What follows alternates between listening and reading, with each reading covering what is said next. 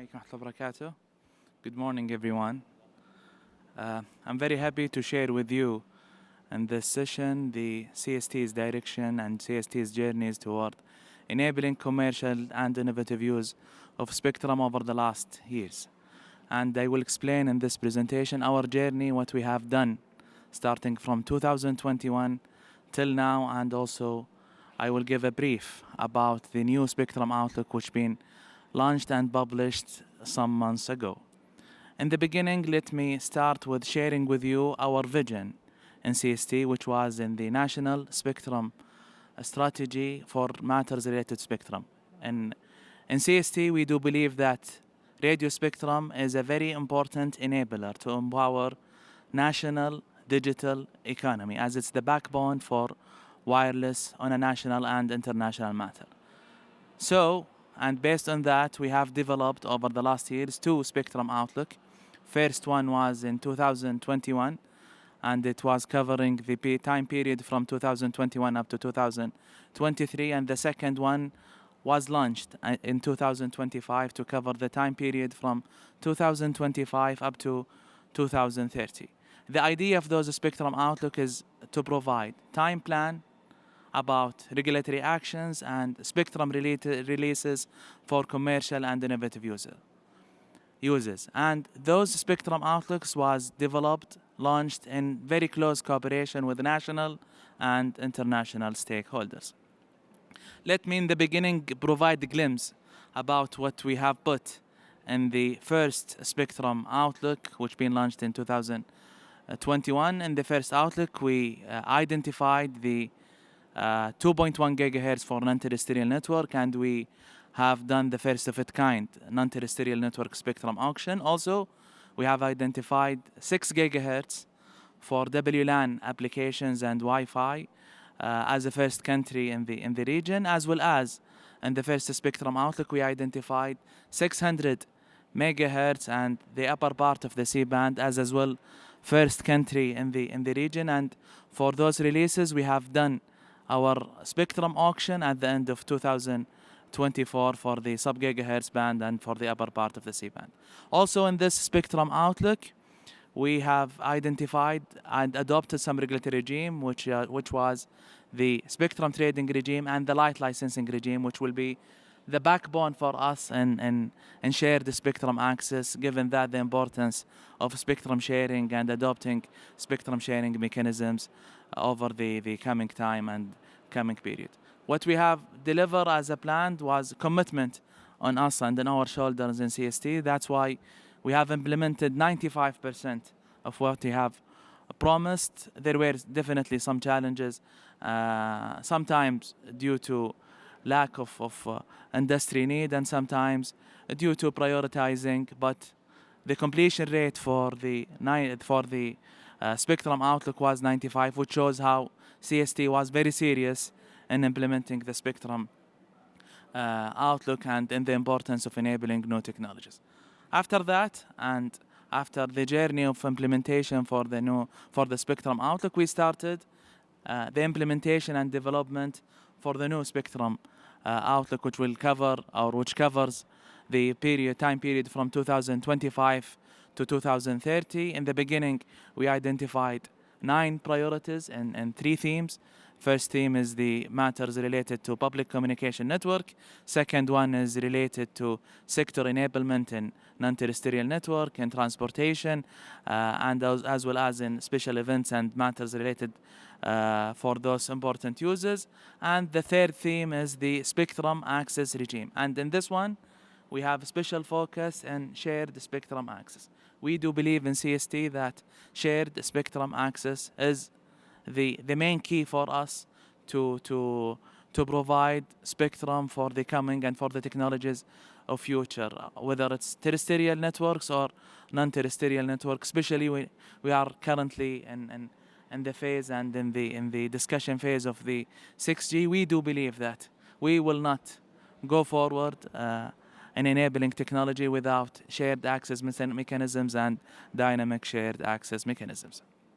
So, what we have done afterwards is to engage with our stakeholders nationally and internationally, as it's very important, and those engagement was with different stakeholders in different industries such as transportation, mobile, WLAN industry, and definitely the satellite industry. This engagement was also include different kind of users like spectrum users, like technology vendors, and as well as academia, because academia is very important in matters related, and research is very important in matters related to enable new technologies and what to do next in identifying spectrum for new and advanced technologies.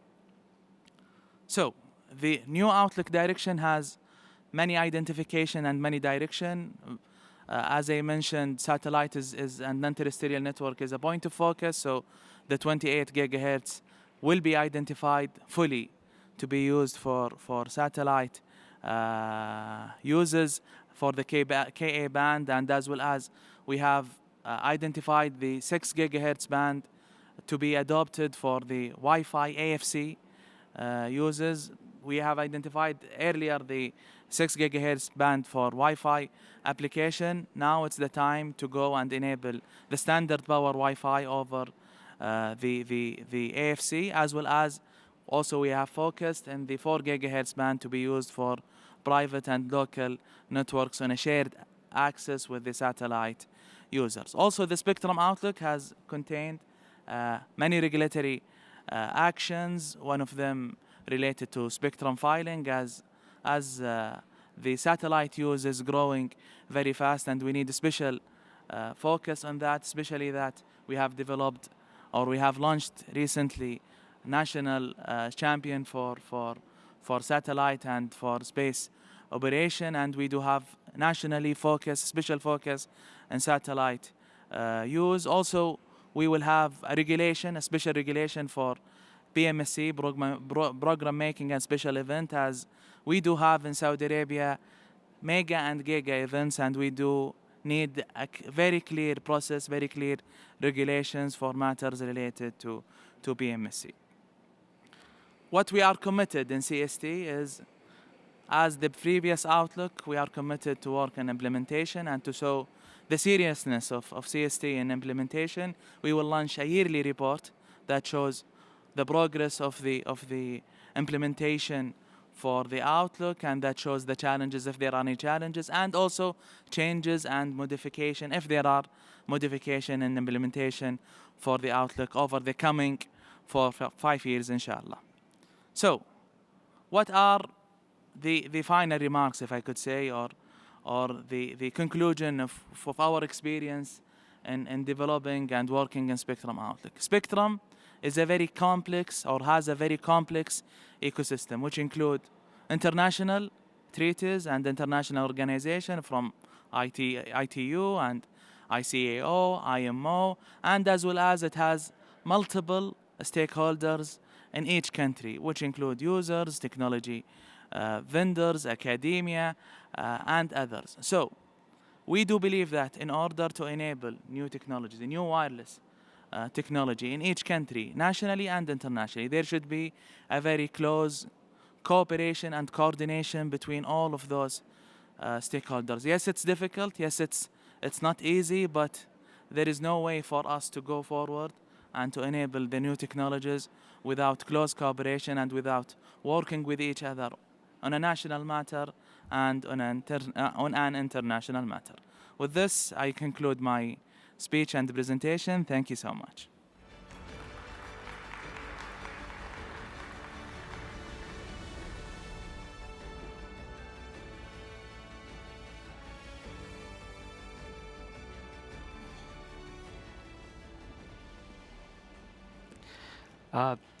Thanks a lot, Deputy Governor Mohammed Al-Janoubi, for sharing this vision and outlook of CST.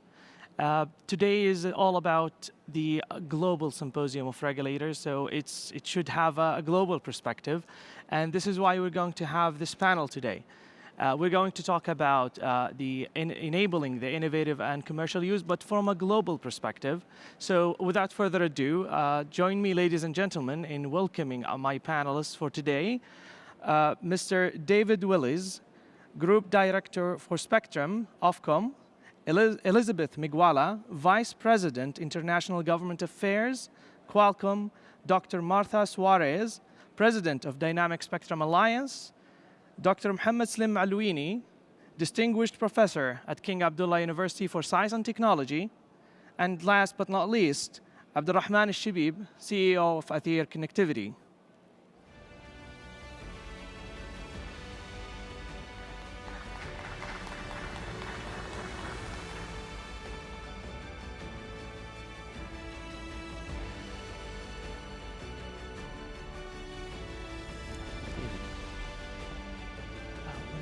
I don't think so.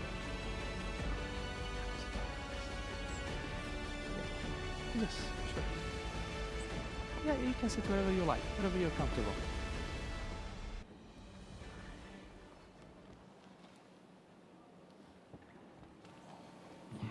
First of all, good morning, ladies and gentlemen. I'm really glad to having you here today. We would like to kick off this discussion by talking about a technology that is essential to almost every one of us.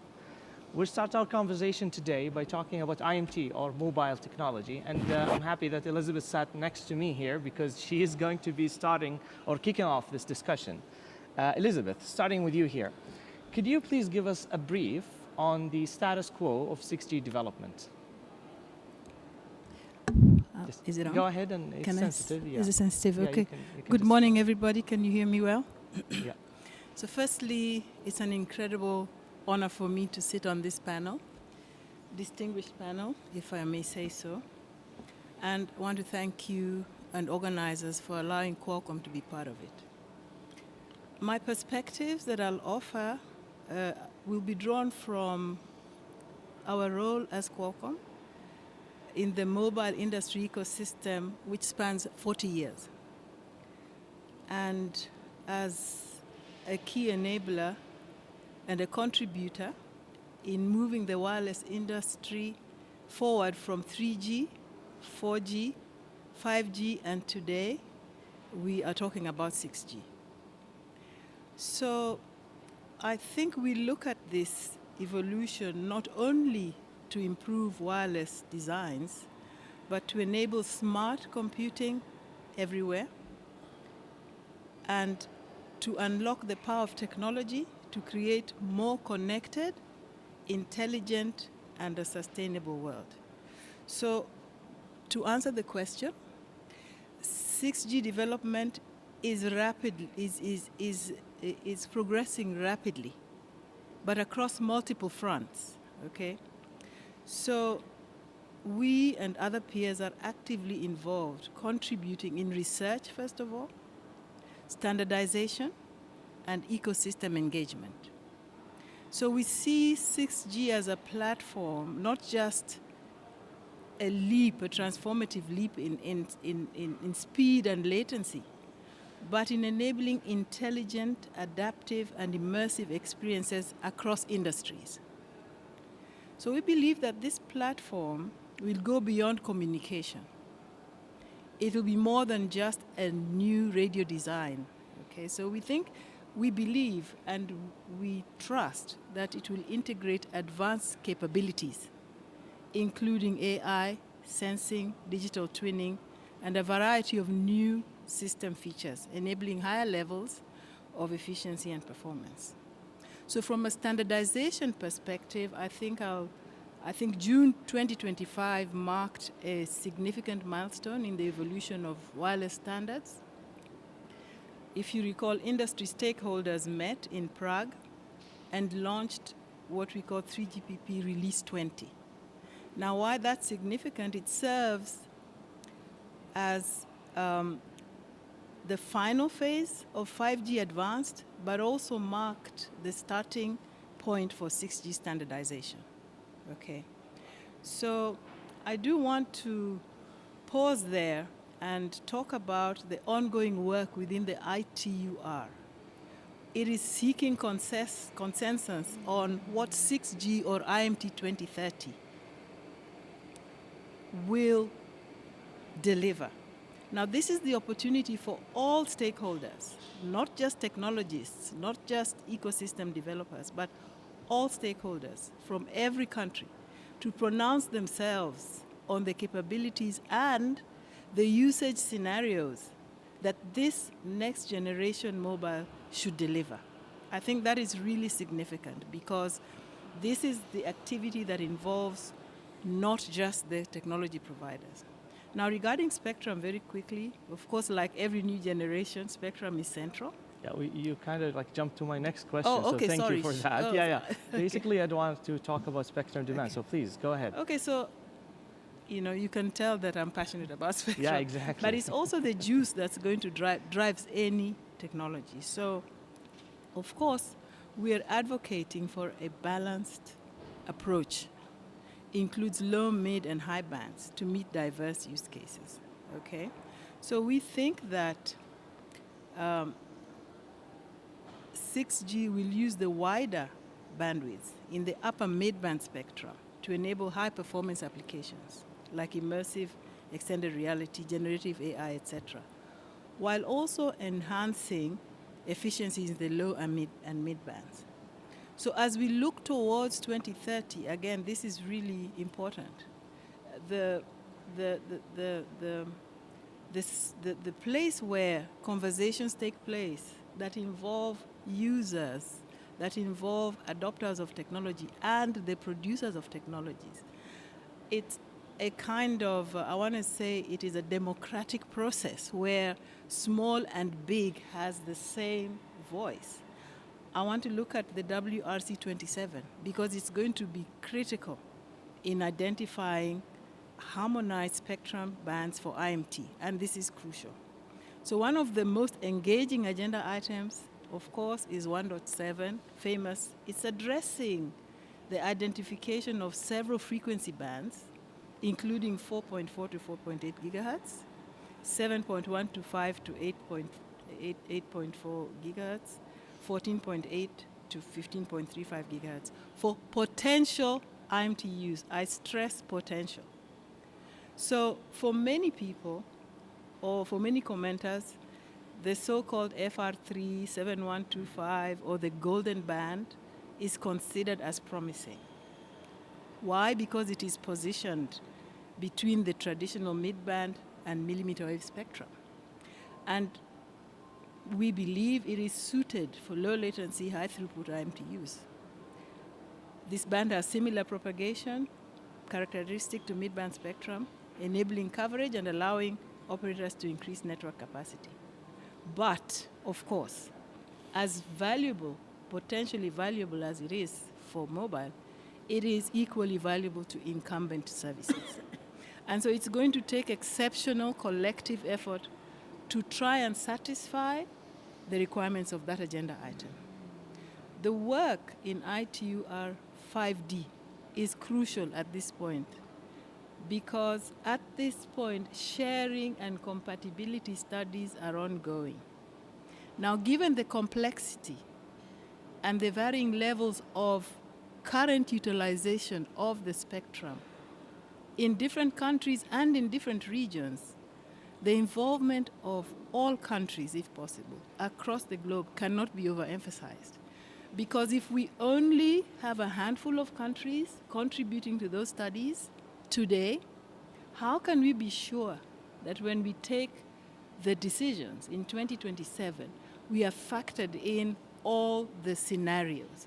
So in a way, if I was to have a call to action, it would be that every country, every region, every scenario, every utilization should factor into these sharing studies, because only then can we be sure that the results we see are representative of the utilization across the globe and across countries. And maybe I'll stop there because of time. I could go on for a long time, but I'll stop there. I can detect the passion. So Yes. Really inspiring, especially the last point about encouraging all nations to contribute.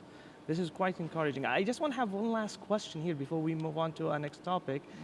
For you, Elizabeth, millimeter wave, how relevant is it for the next era? I will say really relevant. And I think what millimeter wave brings out to me is the multi-step process that is needed from an identification to the ultimate utilization of spectrum. I think oftentimes we spend a lot of time talking about the IMT identification. But remember, this is creating the signal, the consensus for the entire ecosystem and stakeholders to develop the band for utilization. And so there are multiple steps. The fundamentals of millimeter wave remain solid. The use cases need to be developed. But in terms of ecosystem development, we do have momentum. We have devices. We even have networks. The question is, how do you move from the capabilities of the technology, the capabilities of the spectrum bands into actualization of the services and the take-up? So I think fundamentally so has been proved for the services that were envisaged, but the utilization takes more than just good technology, good spectrum. There's more to be done. So that is what I would say. Wonderful. It means that millimeter wave is still relevant. It even is in the next relevant. Yes, yeah, exactly. And whenever we talk about 6G, it's very hard to really talk about the next era without really engaging in a discussion about non-terrestrial networks. David, I'd like to invite you here to share with us some of your thoughts on the most recent trends in the NTN industry. So, am I good? Or? Yeah. Okay. So I guess if you look at the stuff impacting my team and us as a regulator in the UK, NTN or stuff supporting the satellite industry is growing dramatically as a chunk of our work over the last 2 to 3, 4 years.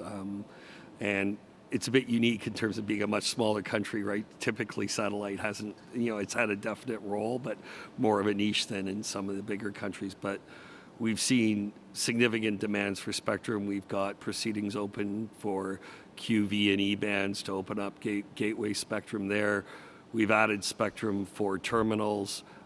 We've got NTN D2D proceedings going on as well. So we did a CFI last year. This year we are in process of putting the licensing framework in place and should be active by the end of the year with people providing service. And so and we continue to see things where things have sold out in terms of capacity limitations, additional gateways going in, so opening up those new bands like QV and E in order to be able to provide additional support. And we've seen the applications not just be for consumer broadband, but also for helping us connect mobile towers and backhauling those mobile towers for our shared rural network, and the opportunity for D2D to help connect the last segment of the unconnected. Thank you for this interesting overview. I'd like to a little bit focus on the concept or the topic of direct-to-device. As a regulator, this is a little bit of a hot topic these days, and the debate is always usually focused on the MSS versus the IMT spectrum. Can you give us a little bit of perspective there? Yeah, I think as a regulator, we try where possible not to pick between commercial offers, different, trying not to pick the winners or losers, let the market develop, let the innovation develop. From that perspective, in MSS type frequencies, a lot of it's what is there is available. Skylo's operating service and Apple's operating service with Globalstar. Those in the UK are done through effectively unlicensed terminals and stuff that's already been done at the ITU. And effectively on the D2D and IMT bands, the work we've done over the last couple of years is going to allow us to do unlicensed terminals with some adjustments to license conditions for mobile network operators that will allow them to provide service in partnership with a satellite network operator late this year or early next year. Wow, quite promising, David, quite promising. Allow me here to just go a little bit back to the IMT service or mobile service and maybe engage Elizabeth at this point. Usually when we talk about any generation of mobile network, we talk about the adoption of vertical industries. That was a little bit kind of a big deal for the 5G era. A lot of people may argue that it did not really materialize in the way we aspire to as the telecom industry. So what is your perspective on the adoption of vertical industry as we move into the 6G era? Yeah, thanks. A good question. And, the 5G journey has shown us that verticals need tailored solutions, not just connectivity. I think that was a real lesson. But we also learned that the deployment of private 5G networks across various countries and regions has been influenced by several key factors. The first one, of course, is spectrum and availability. That's important, but also clear frameworks, okay, and device ecosystem, supply chain, in addition to marketing and industry coordination. In other words, I think as we go through the generations, a one-size-fits-all solution does not really exist. So again, I come back to the various building blocks, the various stakeholder engagements that are required to make this a success. The technology, 5G technology has proven the desire, the needs, where they have been implemented, we have shown that they are applicable, okay, but there are frameworks needed, etc. However, with the lessons we've learned, I think there is a shift towards co-designing architectures right from the start when it comes to 6G. Architectures that integrate sensing, edge intelligence, and deterministic performance. In other words, we have learned and we can factor in the learnings from the 5G era into what's going on right now. And I come back to everybody, it's happening today. That what 6G or IMT 2030 will look like is being determined today, and everybody has a say. So I think this is our opportunity to say, in vertical networks in 5G, we felt did this. For 6G, we desire to see this change. So that would be my answer there. But we are working closely with partners to define these requirements early, okay, so that 6G delivers the real value to manufacturing, energy, logistics, healthcare, etc. It is quite encouraging to hear that we are trying to learn from the lessons that we've had in the 5G era. And to be honest, we are lucky to have David here today because Ofcom pioneered one of the probably earliest spectrum frameworks that enables vertical industries, the shared access license. So can you give us, David, a little bit of how much that framework enabled really the adoption of 5G in vertical industries? So we have to, sorry, I'll get rid of this. We've had around 2,000 licensees at one point, probably, or 2,000 licenses, not licensees. The total number of licensees probably around 75, right, with 2,000 individual licenses. Of those, about 600 or 700 are based on 5G technologies in the 3.8 to 4.2 band, and it's growing at about 20 licenses a month. I think some of the stuff we've learned, though, is everybody has something unique. I think, and so our processing of licenses was often challenging because people wanted something that was slightly different from the rules. So we've continued to evolve the rules and tweak the rules. I think the other thing we've learned is that trade-off between efficiency of spectrum, protection from our harmful interference, and licensing speed, and making sure that people use it is still a challenging one to do. We made some recent changes where we went to a model where we assumed synchronization, not mandated, but we assumed synchronization at a certain level, and that multiplied the potentially available spectrum supply by a factor of 10 at a risk of a bit more edge interference. And so that there's that real balance when you get the engineers in the room and the customers who or the stakeholders who really want their own really clean version of spectrum unless they have it all. Right? They're very happy to manage self-interference, but interference with others is a real challenge. And I think one of the things we've been trying to work on through sandboxes is how can we allow professional users to share more tightly so that they coordinate themselves either through synchronization or other mitigation measures, whether it's cladding on the building, antenna directions, putting the antennas at the edge of the building and sectorizing, rather than assuming an omnidirectional antenna everywhere. So how do you facilitate more efficient spectrum use so everybody can have access? And I think as a regulator, that is something we're still wrestling with. And I know U.S. counterparts in CBRS have said you just have to keep iterating because you learn as you go along. In a conversation with you a few weeks ago, you mentioned something that was quite interesting, a concept you call trusting the users. Would you like to comment on that concept here? Yeah, like I think we've done that in one example is we've run a sandbox with our fixed wireless access licensees. A lot of those are up north. A lot of them using very directional antennas. They don't actually need an exclusive license for an area. They can manage through self-coordination to actually use the spectrum in fairly effective ways as long as they coordinate the directions where they put their head end. They can reuse some of that fixed wireless spectrum fairly readily. And that's one example. Other examples would be building owners, like I was talking about earlier. And we see real potential similar to the MNOs. The MNOs do a very good job of packing their sites together and getting lots of sites. Whereas if we engineer a band, we have to typically use pessimistic options that deal with the worst case scenarios. It seems that the feedback is positive about how users are actually engaging with one another, right? Yeah, for sure. Yeah, for sure. and whenever we talk about the shared access license, we cannot really forget talking about the concept of sharing.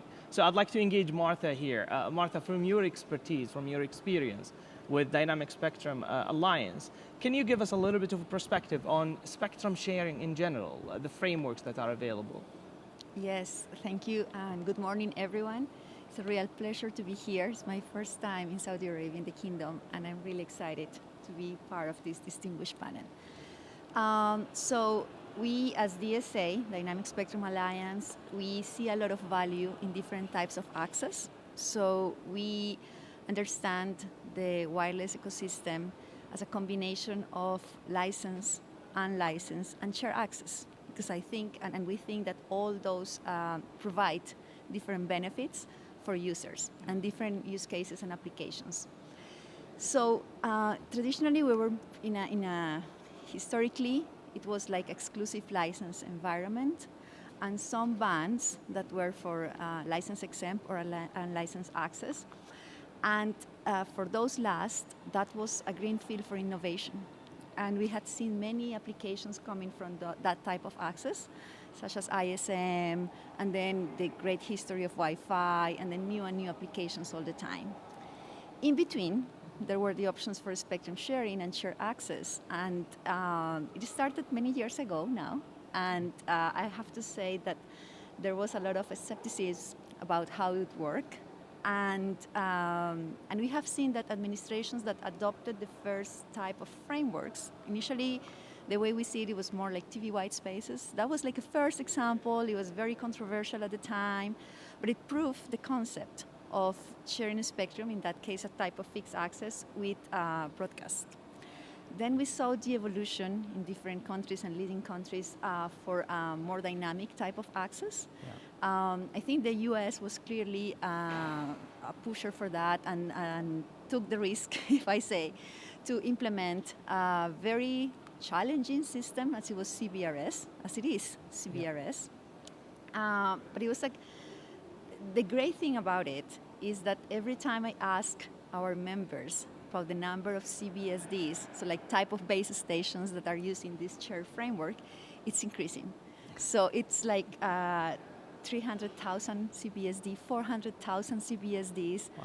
And it's really amazing because this is a system that is protecting the incumbents, including defense, and for me that's really crucial.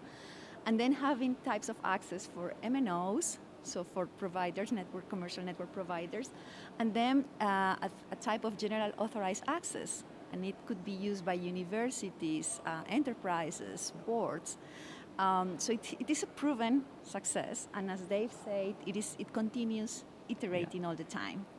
We have seen in other latitudes, like not everyone has the same problem to solve, and dynamic spectrum access is not just one solution for everyone. It really depends on the local conditions. So we have seen, for example, in the UK, just Dave explained about a shared access license. We also have had other frequency bands, not only mid-band. Recently, there are very interesting developments in the 6 gigahertz band, in particular for standard power applications, so outdoors. And those access are protecting the fixed links and the fixed service using an automated frequency coordination system. And that in particular in the kingdom, you are leaders in the region. And I'm also very excited about seeing the proposal for adopting regulations for that type of access.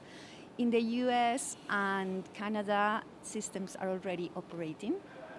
No reports of any harmful interference, so it's working very well. And we have seen also, just to conclude, like there are other frequency bands that are also very good candidates for spectrum sharing. For example, the 37 gigahertz band in the US, 37 to 37.6, has been considered for sharing. And now when you go up and up in frequency bands, there are more opportunities for some types of dynamic spectrum management systems. I like that we are actually ending up talking about AFC, because my next question is basically what is next for AFC? Looking into the future, what is next for that technology? Well, again, this is a technology that is proven, is operating. In the way it was implemented in the US and Canada is that there are different providers, it's open. So those that want to provide that solution, they need to go through like a process internally with the administration to get approved. And then once they can provide services.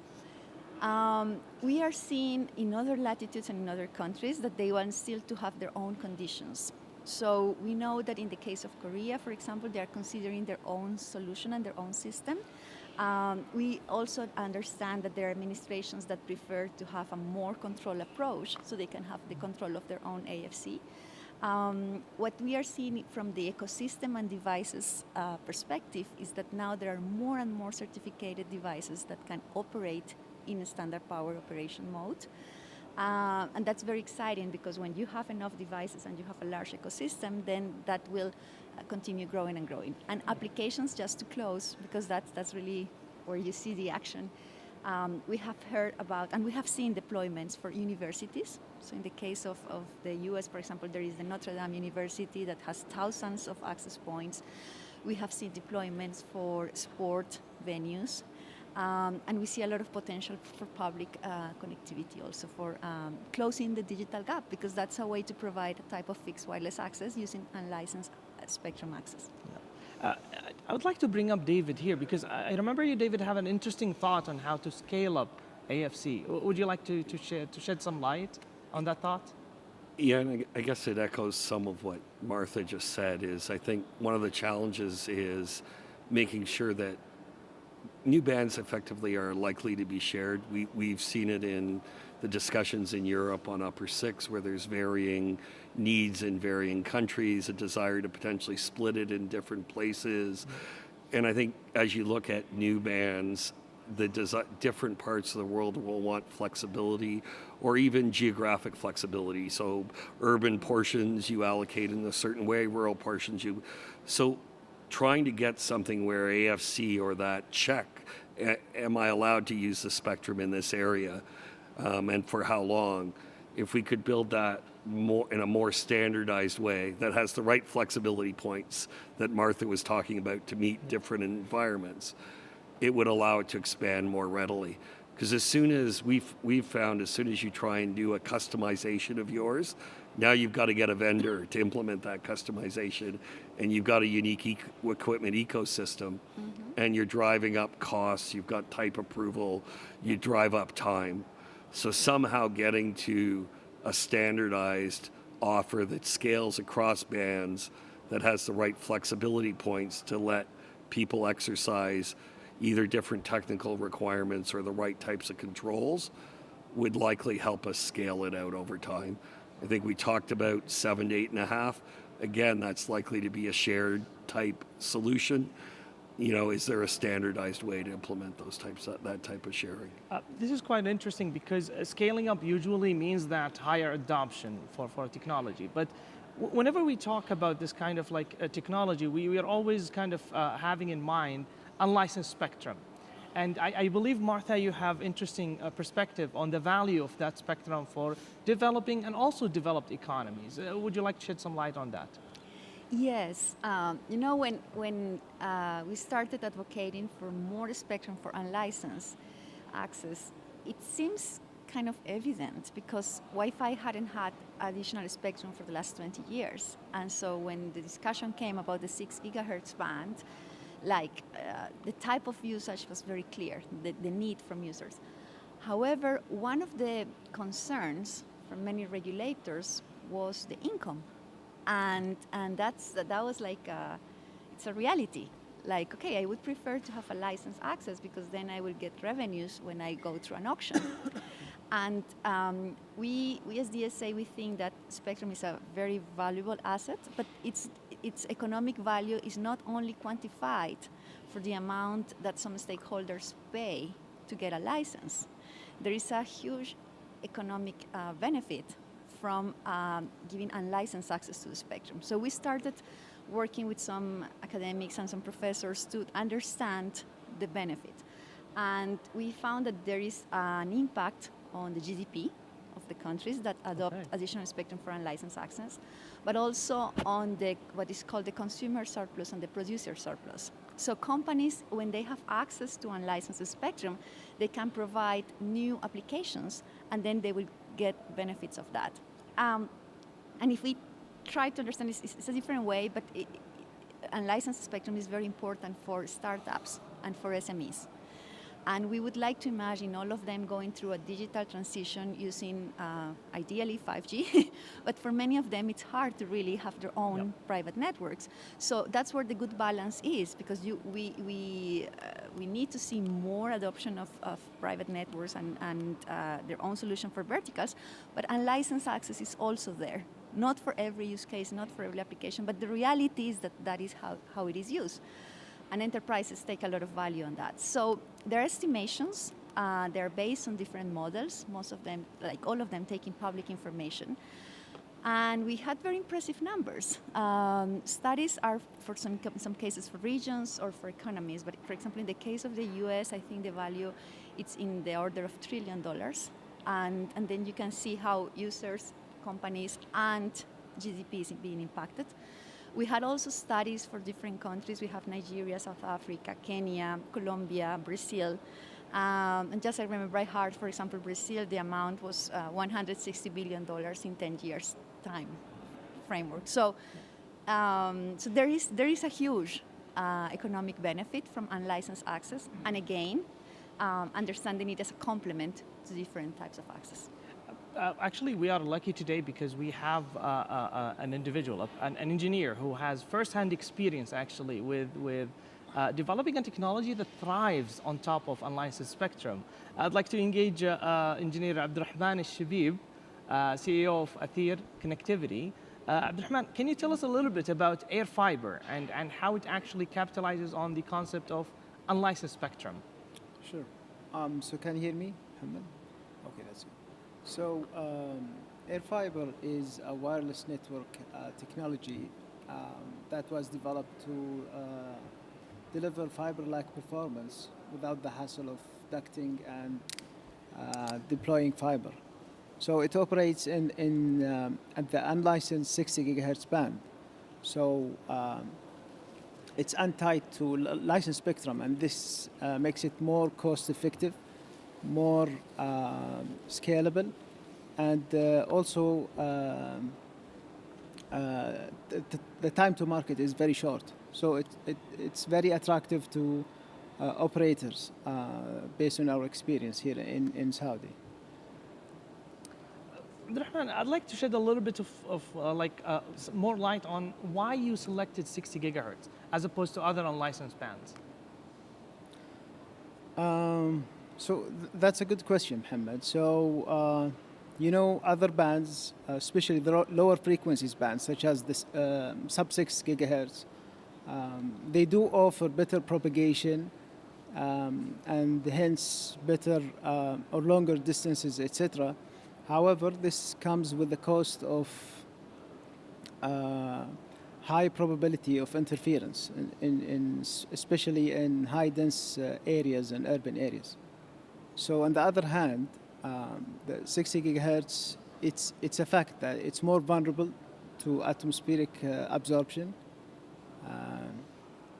However, a few years ago, some industry players saw this vulnerability as an opportunity.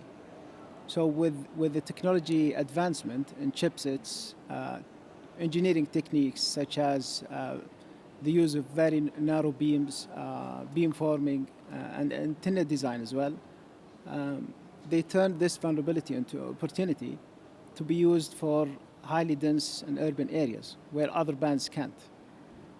And those techniques, with the nature and physics of this spectrum, the 60 gigahertz, makes it now very reliable, high performance because of the abundance of spectrum in this band, and very reliable as well.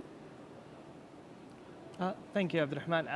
Martha, this is an interesting conversation because it's going towards the use of unlicensed millimeter wave technology, and with the increased probably innovation in that part of the spectrum, do you think that we are going to need at some point of time a sharing mechanism for those kind of evolving technologies in millimeter wave? Well, I do. I think that could be a tool in the toolkit. We have seen the case I mentioned before, for example, the 37 gigahertz band. There were also some public proceedings about 40, 42, and 60 gigahertz. However, it's not, the way we see it is, it's not pushing for a dynamic spectrum management system just for pushing, right? It depends on the needs. So when you have a very directive link, as was explained by Professor, in some cases it could be simpler than we could imagine. So clearly, yes, there is a big opportunity for sharing, and not only, I mean, millimeter wave, but also we expect to see in 6G a more sharing native system. But it doesn't have, I mean, depending on the needs, it will be more or less complex. We know, and we have right now the tools that are proven with very complex environments, when you have mobile users, mid-band spectrum, a lot of different tiers of applications. But it could be simpler at some point, and that could also, the advantage is that the tools are there, so it's easier to adapt them. We are not starting from zero, so we have a very good starting point. And I think it will depend on the needs and the approach from the regulators. Thank you, Martha, for sharing these thoughts. Slim, I'd like to invite you to contribute to this discussion about unlicensed spectrum, because I understand that you have an interesting perspective on how unlicensed spectrum can enable innovation. So would you care to share some of those thoughts with us? Yeah, thank you, Mohammed, for the invitation. It's my pleasure to be here in this distinguished panel. So, I really want to reiterate what has been already said about the importance of actually unlicensed spectrum in this general context of having licensed spectrum, shared spectrum mechanism, and unlicensed spectrum. So I agree with Martha. From my perspective, and having read quite a bit about the CBRS, or Citizen Band Radio Service experience in the US, it's really a clear example of a modern way of managing spectrum, where basically you have the incumbent. In the case of CBRS, my understanding it was the Navy radar, which is of course operational only in maybe not everywhere, and then you have the PAL, or like the basically licensed user in certain locations and in a kind of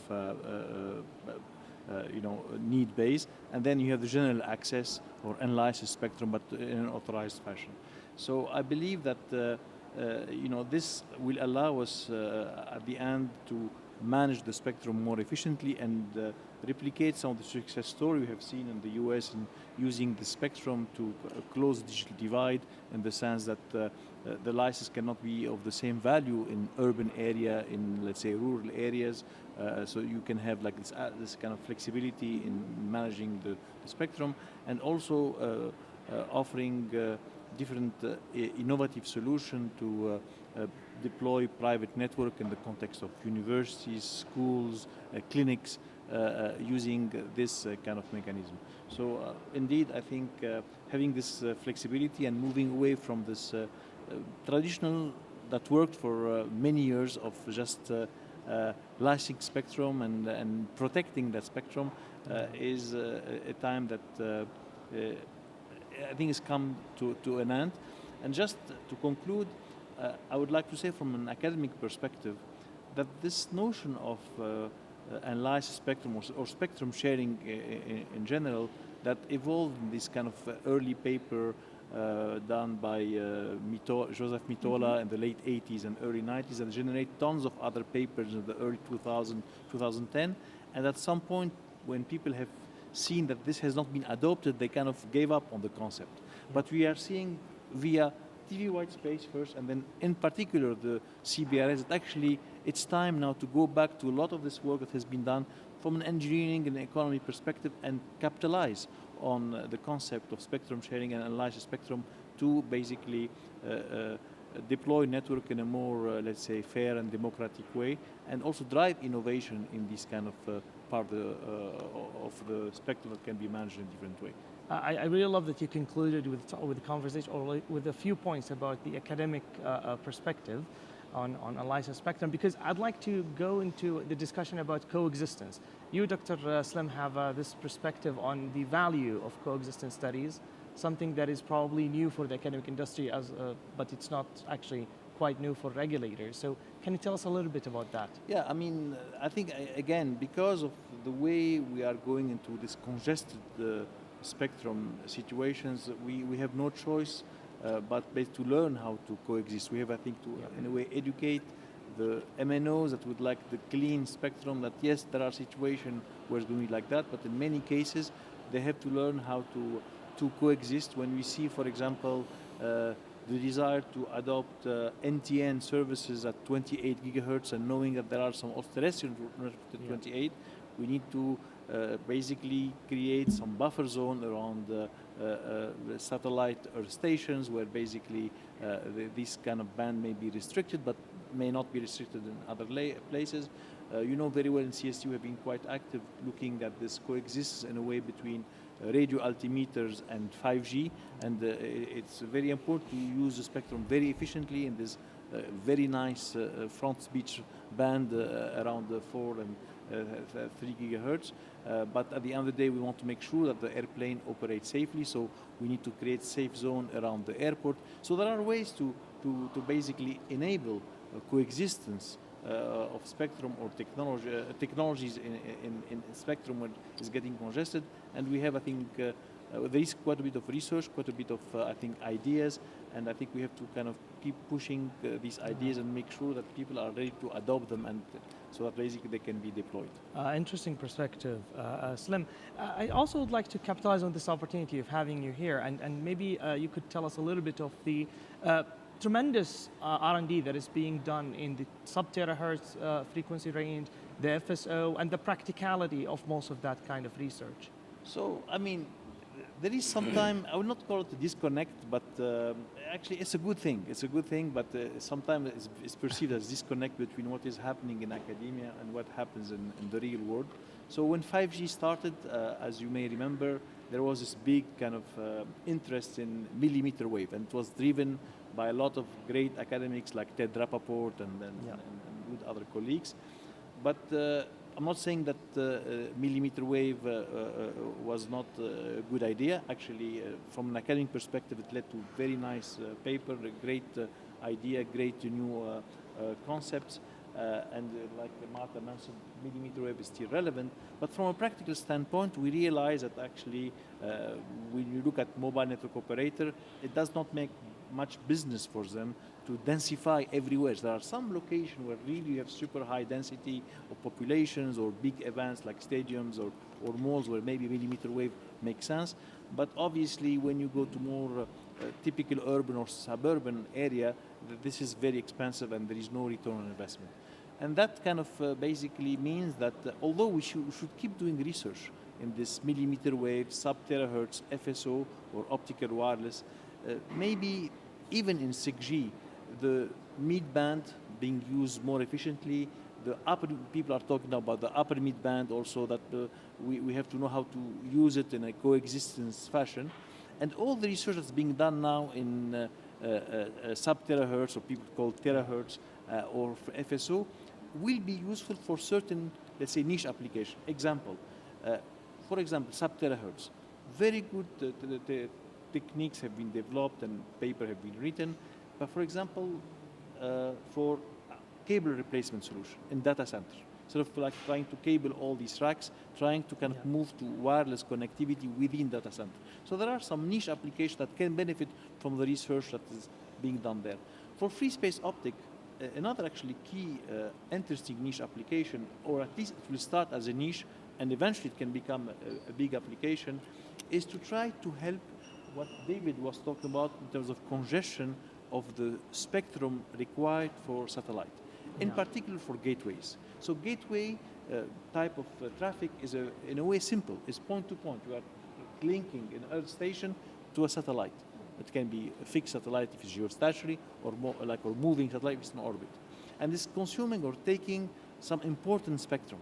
Now, if we take all that spectrum and give it back, even for satellite, but for the user link, for the link that are connected to the basic mobile, how can we do that? By basically giving this to free space optic highway of information that can carry the hundreds of gigabit up to terabit per second of basically information from this Earth station to satellite. So what I'm trying to say, all the interesting research that has been kind of developed in the terahertz band, in the optical band, may have some niche application in the beginning to complement the ecosystem that we need to basically deploy beyond 5G and 6G, which from an access perspective will probably still rely heavily on the mid-band and the upper mid-band.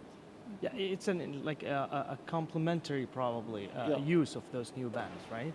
I really appreciate the comments here, Dr. Slim, and apparently we're doing very well with the time, so I guess before we conclude, I'd like to give each and every one of you a couple of minutes just for a final remark, a final thought that you have that you would like to share with our audience. I'd like to start from Elizabeth. Yes, thank you very much. So innovation continues. Evolution of the mobile generations continue, but I think from a personal perspective, I think that it is the co-development and co-creation aspect that will make it meaningful for all of us, because all that we've heard on this panel, what becomes really clear is the silo approach cannot work.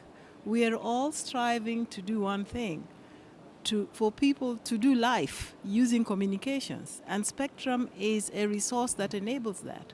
So as technologists develop, as regulators regulate, as policymakers make policies, we have a contributor that oftentimes is not here, and those are our innovators, our in-country innovators. It is the local entrepreneur, the innovator in country that can create solutions for their country. We have so many countries, so many different requirements. I think let's co-create, but let's also involve those SMMEs, those innovators, those startups that will actually fill the spectrum that we are discussing today. So that would be my comment. Wonderful. Slim, any final remarks? Yeah, so basically I would like just to re-emphasize, I think what Elizabeth was just said. Spectrum is the fuel of connectivity. Without spectrum, we cannot talk about wireless communication. And we are at a time, as I mentioned earlier, where really we need to learn how to manage a spectrum in the lower and mid band, meaning by that being more efficient there, trying to learn and how and kind of educate all operator, all players in the spectrum that we need to coexist in a safe way. CBRS to me is really a nice example of modern way of managing spectrum, a model that we can adopt in different other bands or different frequencies in the mid-band, upper mid-band, and eventually maybe also in the millimeter wave sub-terahertz bands too. Awesome thought. Martha, any final comments? Yes, I think that the future trends will request more innovative approaches for spectrum management. I think that the connection to the edge will continue to be very important, and the way that traffic will go not only download but now in a balanced way should put into the discussion all the alternatives for broadband communications. I think that any future generation should consider that there is not only one type of technology. I agree with Elizabeth. We are seeing huge and amazing new developments for satellite terrestrial systems, under unlicensed or licensed frameworks, and we think that that should be taken into account. Dynamic spectrum access is a proven solution. We have many examples and millions of users that got access to the spectrum thanks to that. And one of the main added value is that it's enlarging the ecosystem. When we have dynamic spectrum access, there are not only a few players investing in the networks, but we give the opportunity for a diverse ecosystem to participate in that. And I think that's very important, because spectrum management is not only about the technical regulations, it should take into account the economics aspects and also the users' perspectives and the users' needs. And that's clearly the challenge for all the regulators attending this meeting. But as DSA and as an industry, we are really happy to support and would continue this collaboration with any regulator. Thank you. Wonderful, thank you. David, same thing, any final concluding remarks? Yeah, just a couple, I think. One is the spectrum continues to get more congested, but people continue to invent great ways to increase the supply. I think we talk about it being limited, but I think it's more that it's finite. More directional antennas, tighter beams, use of lower powers, coordinating, assuming synchronization. All of those are mechanisms to increase supply, moving up the bands, right? So I think it's how do you continue to look at those options to increase the supply in a collaborative way as you see congestion is an interesting thing for us to be able to do. And I think the other thing is flexibility for regulators and for different deployment scenarios. D2D in Canada, the US, Brazil, Australia is very different than D2D is in the UK and Europe. Yeah. The coverage, we've got 90% geographic coverage by at least one MNO in the UK. Really needed in some places in the north for some pockets where there isn't coverage or where the coverage is poor even in urban areas. But that's very different than markets. And it's the same thing. Markets vary. The amount of rain, the amount of, so how do you ensure that we have the flexibility when we set spectrum allocation to support differences around the world as well? Interesting, thank you, David. And final remarks, Abdurrahman? Yes, so I totally agree with David. So, the spectrum is really congested nowadays. So if we speak about 10 or 15 years from now, I think it is really going to be a challenge if we stay the same situation. So there has to be more collaboration between the regulatory bodies and the industry to make sure that we can fulfill the demand of the future. So as David mentioned, that there has to be more relaxed spectrum allocation from regulatory bodies, more encouragement from regulatory bodies to use more new techniques for existing or used spectrum. Thank you, Abdurrahman. Thank you, ladies and gentlemen, for being here today. We really appreciate your insights, your thoughts. Our audience, thank you for you all for being here with us, and I hope you've enjoyed this session. Thank you.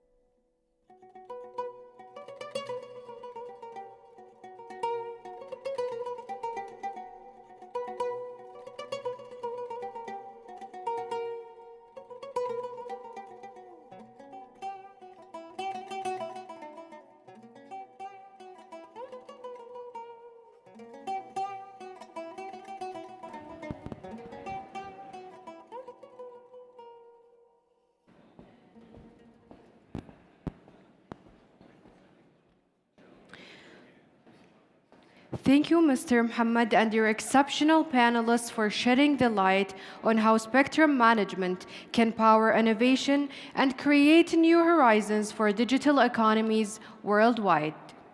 Ladies and gentlemen, let's move now to the second session, From Experiment to Impact, Rethinking Regulation Through Sandboxes, to discuss how regulatory sandboxes are becoming an important tool for encouraging innovation and emerging technologies, while still keeping safety and public trust at the center. We are pleased to have Dr. Abdulaziz Al-Batli, General Manager of Technology Enablement at CST, as our moderator.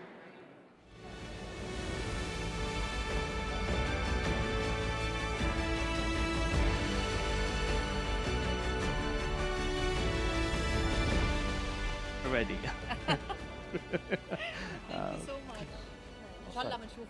Inshallah. Session today that talks about from experimenting to impact, rethinking regulation through actually sandboxes.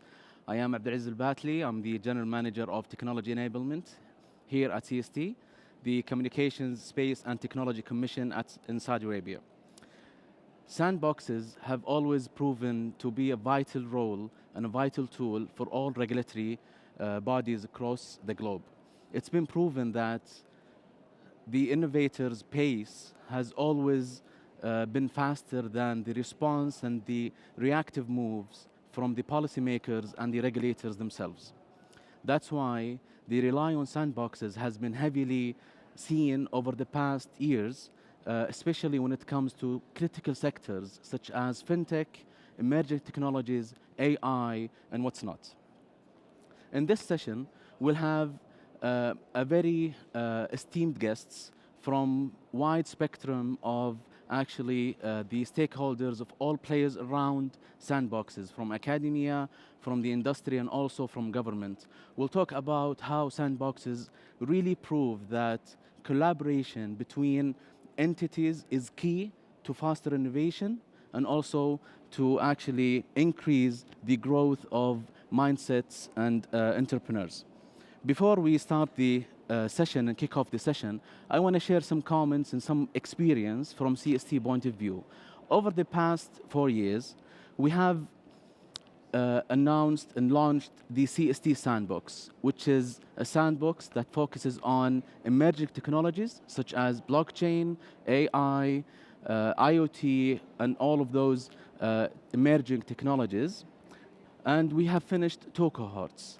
From those 2 cohorts, across over 30 companies, small, medium, large, and also startups, we have actually witnessed that sandboxes can actually prove that experimenting is possible while maintaining and not compromising the interest of investors and innovators themselves.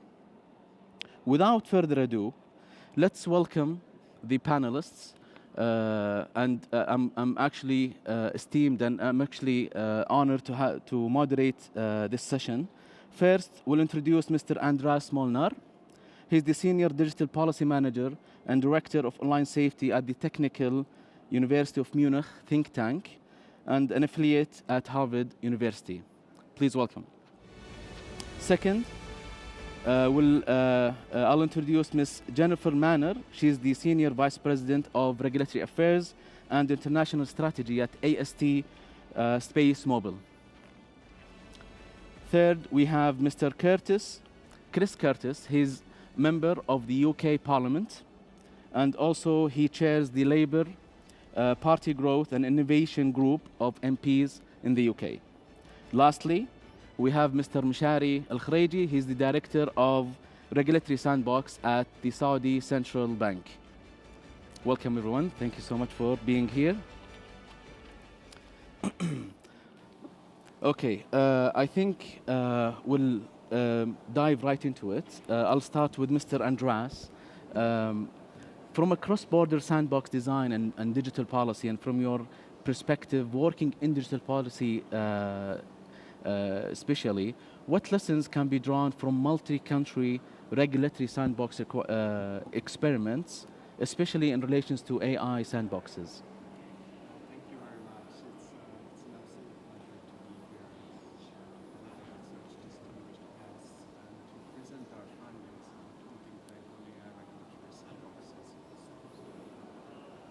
Yeah, it's okay. So at the Thinking Tank, we have been working on this topic for a while, and recently released a policy paper titled AI Sandboxes, Global Insights for Regulatory Learning and Adaptive Governance that might be of interest to the stakeholders here. Just want to fix your sound. Is it working now? No?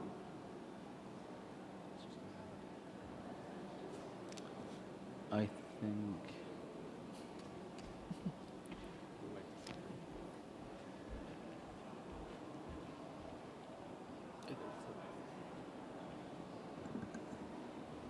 Is it good now? Perfect. good. So I think I will restart. So thank you very much. It's an absolute pleasure to be here with such distinguished panelists and to present our findings at the TUM Think Tank on AI regulatory sandboxes. So at the TUM Think Tank, we have been working on this topic for a while and recently released a policy paper titled AI Sandboxes, Global Insights for Regulatory Learning and Adaptive Governance that might be of interest to the stakeholders here, and which I will be pleased to present today.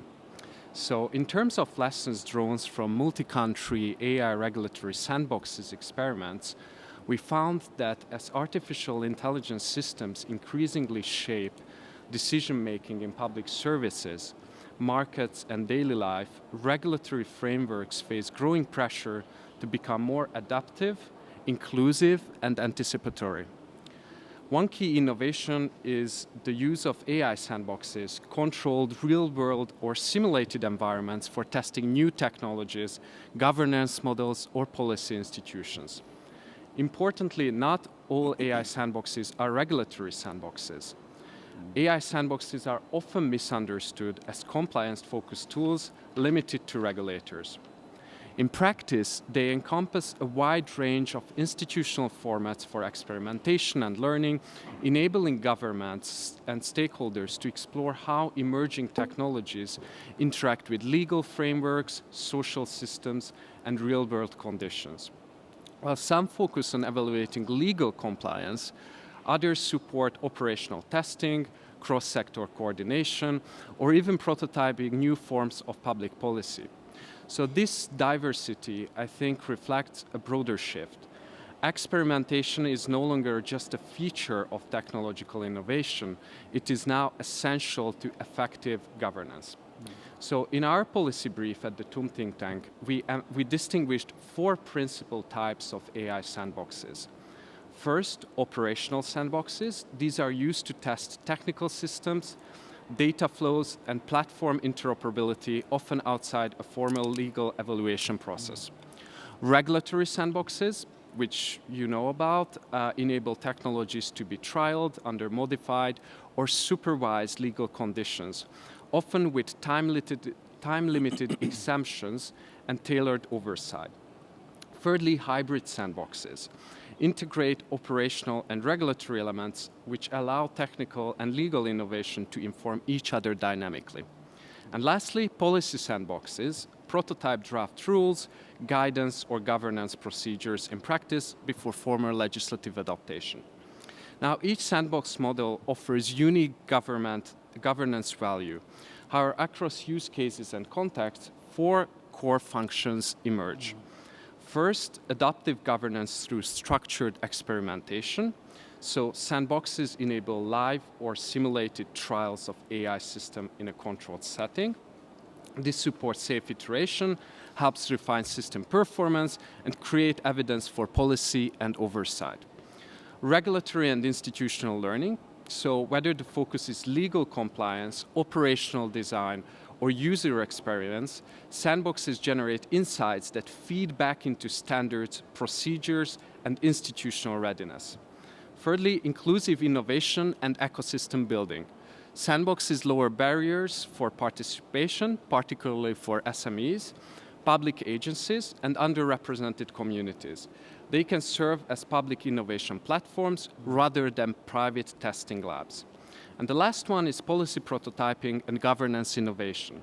Policy sandboxes test regulatory options before formal implementation, which reduces the risk and enhances the legitimacy by surfacing gaps, conflicts, and practical constraints early. Now, international implementations illustrate how sandbox typologies are adapted to these different governance settings.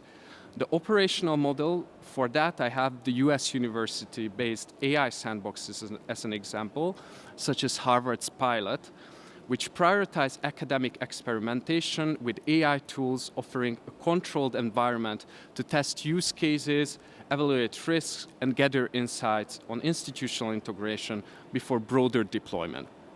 The regulatory model, this is the EU AI Act, which mandates sandboxes to help AI providers, especially SMEs, align with legal requirements under regulator supervision. The policy model, within that, Brazil's public sector sandbox for social benefit automation trials, policy design choices alongside system validation, which blends legal and institutional prototyping. The hybrid model, for this, Singapore's privacy-enhancing technologies sandbox is an example which merges compliance evaluation with technical experimentation, producing soft standards and public guidance. So these examples show that sandbox design depends on regulatory culture, institutional maturity, and strategic intent. One-size-fits-a solution is not desirable, neither realistic. So to conclude, I have a few policy recommendations based on our work, how to fully realize the potential of sandboxes as governance infrastructure. I think we need to differentiate and deploy sandbox typologies strategically. Sandboxes based on functions such as regulatory, operational, hybrid, or policy, and ensure that their mandates reflect that intent. We need to treat sandboxes as civic infrastructure, not commercial innovation spaces. So we need to promote open participation models, clear eligibility criteria, and equitable access, especially for public institutions and underserved communities. We need to build transparent knowledge systems. So we could institutionalize sandbox documentation and public reporting and develop shared templates, open access repositories, and cross-border metrics. We can also use sandbox to inform lawmaking and oversight. So we can integrate learnings into legal compliance and interpretation, certification, and enforcement. Policy sandboxes can reduce risk and improve quality before formal rulemaking. We can also foster international peer learning. So we can encourage intergovernmental sandbox collaboration to harmonize design practices, improve interoperability, and advance shared goals. We can also strengthen engagement and information sharing. So we can promote regular dialogue among regulators, innovators, and public institutions. We can build feedback loops, share lessons learned, and ensure civic participation, and again, especially from underserved communities. We can assess the cost of inaction and recognize that not experimenting carries its own risks. Failing to test innovative approaches may delay regulatory adaptation, reduce competitiveness, and limit the ability to address emerging policy challenges. And lastly, we can design governance models that enable trust and learning. So effective sandboxes require transparent, inclusive, and adaptable governance. We need to clearly define rules, ensure accountability, and foster collaboration across all stakeholders. So to sum up, AI sandboxes are diverse by design. They can function as policy labs, legal pilots, innovation accelerators, or public sector testing grounds, but only if their typology and design are fit for purpose. As governments worldwide move from AI principles to implementation, sandboxes offer us an actionable tool for balancing innovation and public accountability. Now, the key is to move beyond the narrow frame of regulatory sandbox and build agile, inclusive, and learning-oriented sandbox ecosystems tailored to real-world governance needs. Thank you so much. Amazing, amazing points, and I second your recommendations, especially the cost of inaction. And some voices from the industry, they say always, late regulation sometimes is better than no regulation at all. Now moving on to Ms. Jennifer Manner. AST Space Mobile has deep experience when it comes to non-terrestrial networks. From your perspective, what are the success factors for a successful sandbox? So, can folks hear me? Yes. Okay, good. thank you. So anyway, thank you again. It's a pleasure to be here and on such an esteemed panel. And I agree with a lot of your analysis. You've actually taken some of my speech, so we'll take care of that later. But so let me just give you 2 seconds on who AST Space Mobile is. We're a company that's building a space-based mobile broadband satellite network to provide services direct to device. So all you people who are on your phones right now, whether you like it or not, you'll have mobile broadband in the next year or two available globally, and it's very exciting. But it's also a disruptive technology. And so that's where sandboxes, I think, are really important. And I'm glad to see, I actually, one of my colleagues, both my colleagues, Saudi and both the UK, have already started a number of sandboxes and are very supportive of that as a way to get disruptive technologies, innovation going early with governments. I think one of the problems with, especially in the spectrum world, and I know there's a number of spectrum panels going on, but I will digress and talk about it, is there's always a concern and a realistic concern that a new service will cause harmful interference to other services. So by creating a sandbox, you're able to actually put aside spectrum that can be operated in and used to test to see what needs to be done to protect against harmful interference and what other type of rules, technical and otherwise, make sense. But to be successful, the sandbox has to be fairly flexible. For instance, it has to be very, very easy for entry.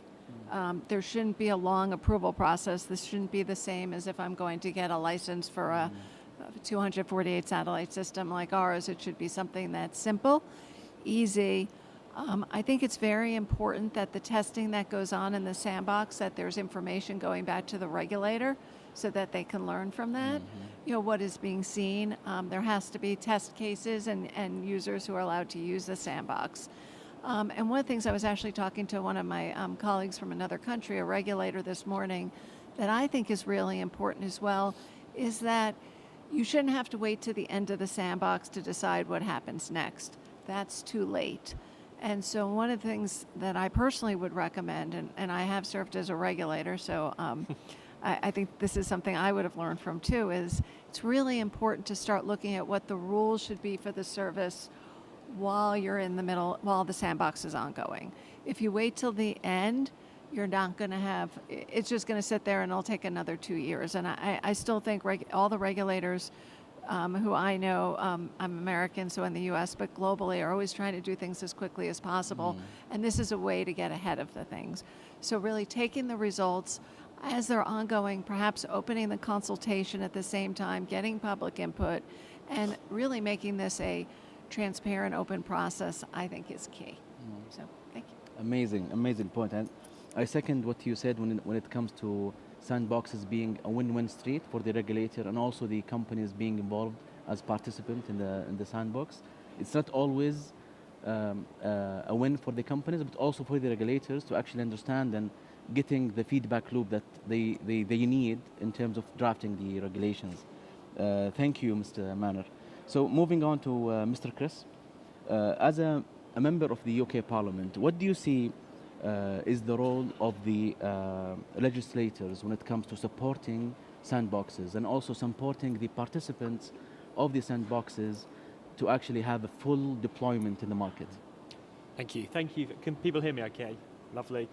Thank you for having me. It's great to be on such a fantastic panel. So I am Chris Curtis. I'm a member of the British Parliament, and I also lead the largest group of backbench MPs in this Parliament called the Growth Group. And we are determined to push the government and to push all of our governmental systems to get the British economy growing as quickly as we possibly can. And we think that regulators and regulatory innovation is a really important part of that. And I also represent a bit of the United Kingdom called Milton Keynes. It's a fantastic new city. It's about 60 years old. And when I think of the history of that city, I think of why this debate is so important, because back in the 1940s, we had a place called Bletchley Park where the government was at the cutting edge of developing new technology, building the first ever computer to help us win World War II and break the Enigma code. Then in the subsequent decades, it was large companies, some of which were headquartered in Milton Keynes, again developing that cutting edge of technology. And now what I notice is in Milton Keynes, we've got more startups than pretty much anywhere else in the country, in a variety of spaces. I mean, we have robots delivering our food, we've got a fantastic fintech sector, we've got autonomous vehicles driving around our roads, but much of that technology, a lot of it being developed by small and medium-sized companies, does exist in that space at the cutting edge, where we do need our regulators and regulatory systems to be able to keep up. And that hasn't been happening in the UK in recent years as much as I think it needs to do. So I think when it comes to us as legislators, I think we've got a few different roles that we need to play. The first of which is we need to ensure that as legislators, we need to ensure that our regulators have as part of their key strategy innovation at their heart. I mean, it's always going to be a trade-off as opposed to their other key roles and responsibilities.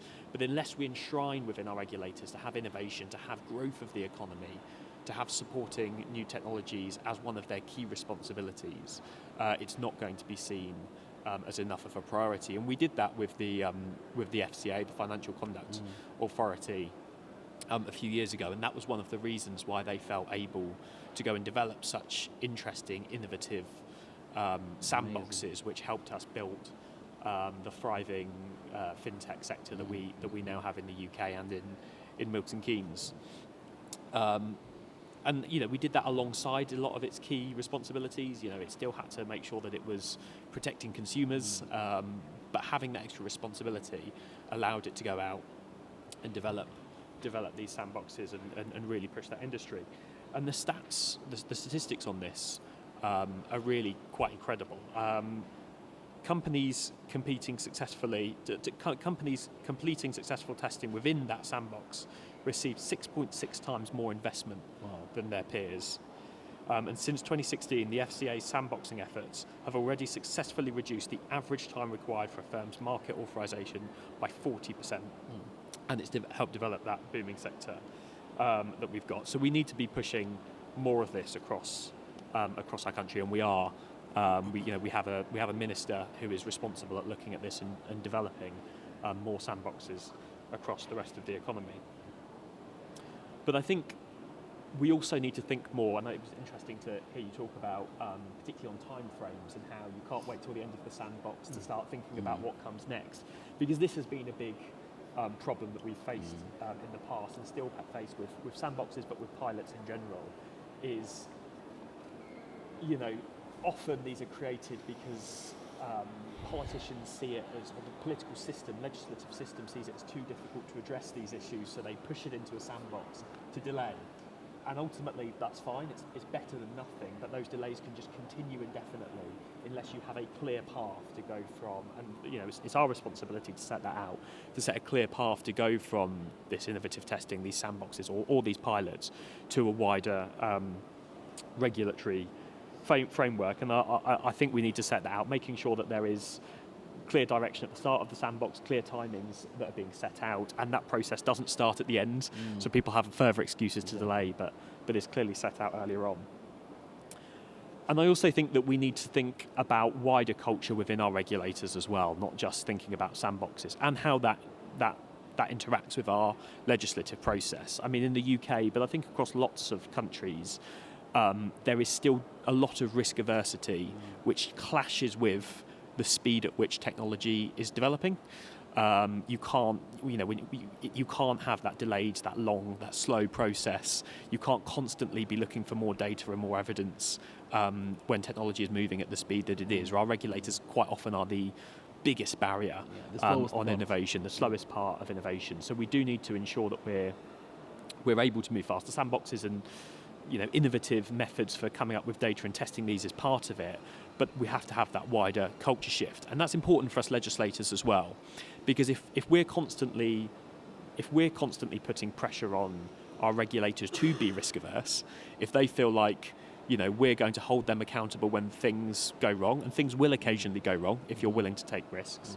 But we don't reward them for being innovative and taking those risks when it comes off. Then naturally we're going to create a risk-averse culture. So I think we need to think more about how our legislative and political systems help support that innovative risk-taking, which we know is going to be necessary and is sometimes going to lead to problems. But that managed risk is important in order to be able to create systems that can keep up with the technological development of the modern world. So I think they're the key points that I think about when I'm a legislator, and I think we need to think about within our system in order to ensure not just sandboxes, but our wider regulatory system can keep up with modern technology. Amazing points. Thank you so much, Mr. Chris. And especially when it comes to the stats and impact of sandboxes. I remember our own sandbox, the CST sandbox. We had great figures, and it's, I don't remember it off my head, but we had like 40% increase in employment, 40% increase in sales for those participants who graduated the sandbox compared to prior entry of the sandbox. So it's a great tool for the companies themselves. Moving to Mr. Mshari Al-Khareji. SAMA's sandbox is one success sandbox when it comes to Saudi landscape's regulatory ecosystem. What are the strategic goals SAMA's really wanting from its own sandbox? طيب يعطيك العافية أخي عبد العزيز. السلام عليكم جميعا. I think this is an amazing question to ask, and even touching points on a lot of the points that my co-panelists have mentioned. The main strategic goal for the regulatory sandbox is to pretty much push forward or catalyze innovation within the financial sector in Saudi. And the regulatory sandbox is a critical tool that we use today to balance and safely onboard new business models, new technologies within the financial sector in Saudi. Now, we've seen that, the past few years, we've seen a lot of new business models when it comes to fintechs evolve from finance to payments. And we mainly, honestly, just follow three main objectives within the sandbox. The first objective is to promote new business models or products or new services that reduce costs for end users or enhance security as well as provide an overall better experience for end users. And now, for end users here, we mean individuals or businesses. As we've seen with a lot of business models today that are currently permitted to operate within the regulatory sandbox, there are companies that serve businesses and companies that serve individual consumers. And the second objective is that we want to encourage new business models to help underserved segments of the population and bring them into the financial sector. And I believe touching point on Andres' point regarding underserved communities. I think it's a very important point today that we need to put a lot of focus on underserved communities and even unserved members of the population and push them towards the financial system. And the third main objective today is that we use the sandbox as a live policy-making tool. So what I mean by that is the regulatory sandbox today has been operating since 2018, and ever since its inception, we have seen dozens of companies have come into the sandbox, and we have collected a lot of data and insights from these experiences. And these data and insights pretty much help us to make data-driven decisions towards policy recommendations. And ultimately, for the regulatory sandbox, we try to balance between our mandate in SAMA for financial stability to pretty much be in line with the national imperative for economic growth and digital transformation. Amazing. So, yeah, I hope I answered the question. Amazing. And one point to reiterate is your sandbox is a live policy-making tool. Yeah. It's amazing. Going back to Mr. Andres Molnar, from a trust building, what design features do you believe that support trust and collaboration across jurisdictions? Thank you very much. You can hear me well? Okay, perfect. So I think the following design features and consideration need to be taken into account for effective sandboxes. And we need to have cross-cutting enablers in mind for collaboration across jurisdictions. So I think we need to have typological clarity and goal alignment. So stakeholders must agree on what kind of sandbox is being implemented and why. A regulatory sandbox without legal flexibility or a policy sandbox without stakeholder input will just simply fail to deliver.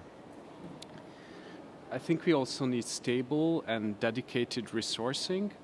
So all sandbox type requires sustained support for staffing, infrastructure, documentation, and participant engagement. And short-term funding undermines the whole project as well as its legitimacy. We also need interagency and cross-sector coordination, especially in hybrid and regulatory sandboxes. Coherent oversight depends on coordinated decision-making across sectoral regulators, ministries, and innovation bodies. I think we should also have a mindset of learning and openness. So sandboxes thrive when regulators and innovators embrace a mindset centered on experimentation, humility, and continuous improvement. And the last point on this question, I think we need also readiness assessment and contextual adaptation. So sandbox success depends on fit. Institutional capacity, sectoral priority, and regulatory ambition must align.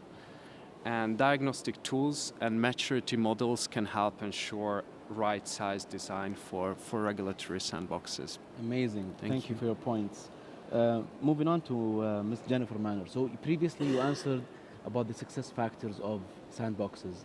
Now, what do you think should be the result of the sandboxes? Why do we have them in the first place? So you have them because you want to result in a regulatory regime that makes sense. And this is where I think sandboxes are really important and really helpful. I'm a big believer in a light touch approach to regulation and a fact-based approach to regulation. So unlike you've got, you're a regulator, you get hundreds of comments from everyone. How do you figure out what the right thing? Here you've got real life examples, you've got testing, and that's where I said you've got to start work on your regulations and moving forward with creating a regulatory regime and hopefully a light touch regulatory regime because you have real life examples. So you don't have to wait and figure out, oh my God, you know, this group says this group says that. I know they're competitors and they hate each other. What do? Here you kind of go, I've got the facts. And I think the other thing that's really important for success is to look towards technology neutrality or technology inclusiveness might be a better result, is you really, and I didn't mention this in the design, I think you really want to encourage a wide number of participants in your sandbox because you want to be able to create a regulatory regime that's open. We always tell this story. I used to work for a commissioner at the Federal Communications Commission, and she always told the story how if the FCC had decided which technology, TDMA or CDMA, would have been the right one for cellular, the FCC would have picked the wrong one. So you don't want to force those choices. You want to be able to have something that says, and look at the technologies and say, what can I do that creates a high-level framework? And then let the innovators, whether it's my company or someone else, figure out how do I meet those thresholds as opposed to dictating it. So I'm really hopeful with Sandbox that we're seeing in so many countries. I mentioned Saudi, the UK, Brazil, Peru, Chile, et cetera, that we change the way that we regulate and that we're able to create perhaps higher level regulations that allowed innovation to grow, but also ensure protection, my side of the world is spectrum, that ensure protection from harmful interference and get the spectrum used as most efficiently as possible. Excellent points. And I think we started to see globally that regulators started to adopt innovation than regulation when it comes to their policies and regulations. And even the regulations themselves are innovation-centric regulations. So it's more of a supporting innovation, but rather having the minimum set of regulations possible. Now moving to Mr. Chris, how do you balance between supporting innovation and also protecting and maintaining the public interest and also the consumers themselves? Well, I think the first thing you have to do is acknowledge that we've often got that balance wrong. Okay. I think we've often put too much on the. You need both, but we've often not had enough encouragement for innovation, and you put that as a trade-off, but that is not good for the safety or security of consumers either.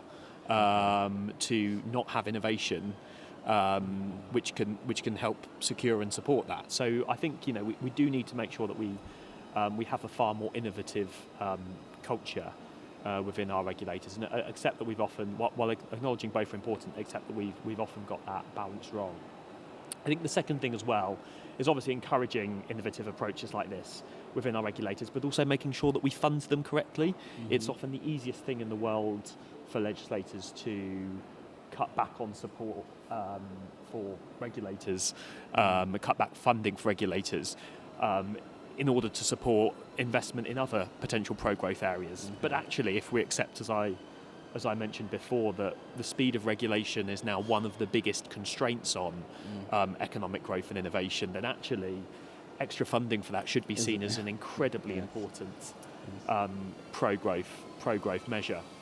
And I think as well, we also need to think a little bit about the rationalisation of our regulatory system. There's a Welsh company in the UK, I think it's called Spaceforge, which is trying to put satellites into space.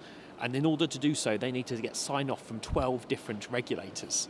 So actually, I think particularly when we're talking about the cutting edge of technology, when we're thinking about the frontier, we should think more about how we can rationalise, because it's small companies as well, quite often. They don't have the capacity. These are people that are developing innovative tech. They don't have the capacity to deal with 12 different regulators whilst they're developing that tech. So thinking about how we can make that process easier for them, potentially setting up one body for them to deal with within government who can then walk them through the processes or create sandbox environments for them to be able to test to test that technology, I think is certainly something that we should look at. And I think the final point I'll make is this as well. You sort of talked about when you have one company versus another company. It comes back to that point I made before. The frontier is no longer large companies. It's mostly SMEs. And governments and regulators are really good at stakeholder management with larger businesses and larger companies. They are much worse, for obvious reasons, with dealing with lots of smaller companies because they don't have teams of people who can come and speak to me as a politician and flag the issues and the problems with me. And also just naturally, a thing that already exists, you're going to want to protect. A thing that doesn't exist yet doesn't have the capacity to fight for its technology and its innovation. I think we need to think about that within the process as well. I often have people come to me and say about how investors love certainty. That's true, but if that certainty of investment comes at the cost of regulations that are providing certainty for them but blocking innovation over here and technology that doesn't exist then, well, we shouldn't be protecting that certainty. We should be encouraging innovation. So in all of this, I think we just need to accept that we haven't always got that balance right, and we need to shift the balance far more towards more new and innovative technologies. Amazing points, and it's not an interesting place to please 12 regulators at the same time. Well, it's an impossible place in many cases, I think, would be the... Exactly. So, Mr. Mshari, so the FinTech's Sandbox has been operating since 2018. How has it evolved through the years? What are the lessons learned, and what do you see the Sandbox future is? Okay, that's an amazing question. The Sandbox was initially started in 2018, as you mentioned, and throughout the years, we have been kind of accepting applications through a very specific window, which was at the beginning of the first quarter of the year. And as you know, the COVID started, we noticed that there's the financial scene in the kingdom is very dynamic and changing. So we adopted a new way of accepting applicants into the sandbox using an always open model. And the always open model started in the late of 2022. Okay. And what that meant was that all applications can be submitted 24/7, 365 around the whole year. Okay. And honestly, one of the key drivers for this is we don't want to restrict companies or applicants from submitting applications through a very strict window, because things change. Next month, the second month, Exactly. the financial sector is very, very fast moving, and we've seen the business models throughout the years adopt to very diverse kind of business models. And what's really amazing about the kingdom is that a lot of the business models that have been adopted here in Saudi have some cultural relevance. I would bring some example to saving circles, هي الجمعيات الادخارية. These kinds of business models really touch with individuals, and these kinds of interactions that we have for these specific business models with individuals allows the public to be aware about the financial sector in general and promote financial inclusion as well. So I mean, since inception, it's been an amazing experiment and journey to see how the new business models are shaping the future of fintech in Saudi.